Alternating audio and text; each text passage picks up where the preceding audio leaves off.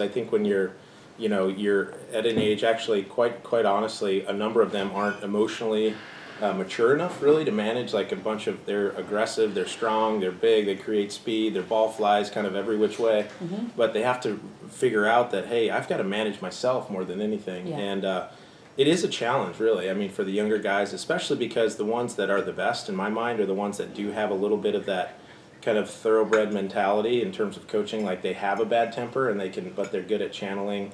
Or they're very super competitive. Maybe temper isn't the right way to describe it.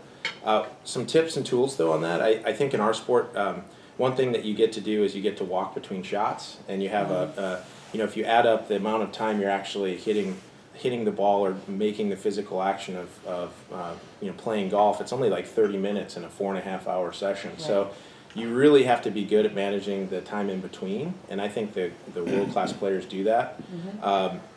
Just managing anger, for example, one thing that we talk about is, once the club comes out of the bag, you're kind of in your shot, and you've hit, you have to, one thing that's quite interesting is a lot of times young players, when they hit a bad shot, they don't really watch what it does.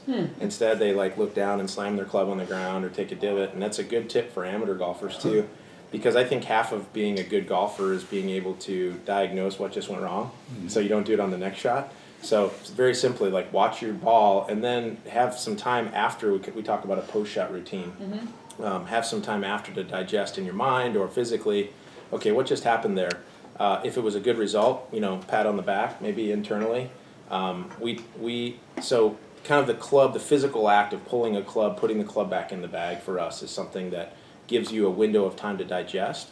But then once that's done, that's kind of your window to be mad or frustrated or whatever. Once that's done, we talk about saying, hey, okay, you got to let it go. Another way to describe it is you're very narrow and internal when you're executing a shot or doing something on the green, but when it's over, you're broad and external. So eyes at the horizon, find a cool scenery, talk to your playing partner, find a cool view to look at as you walk down the fairway, all of those things. There's other ways too, like in our sport, I'm a big fan of managing your yardage book. This is kind of a technical thing, but if you see the guys on the PGA Tour, for example, or LPGA, all their caddies do this for them, but in college it becomes a way to kind of remove yourself from the situation. You can be more of a map reader, more of a scientist in terms of your game plan on the course. And that gives you a way to remove yourself from kind of the emotional attachment of the product and whether that's good or bad. So, just as easy as it is to get angry in our sport, it's just as easy to get super positive and super excited.